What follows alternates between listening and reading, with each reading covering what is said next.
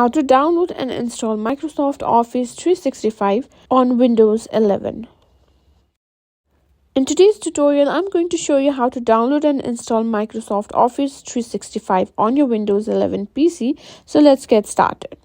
First things first, open your web browser and go to the Microsoft download page. Simply click on the Microsoft download link, which is provided by Simply Microsoft, and open it.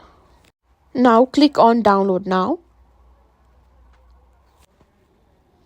Simply choose a download for Windows, as we're downloading in now Windows 11.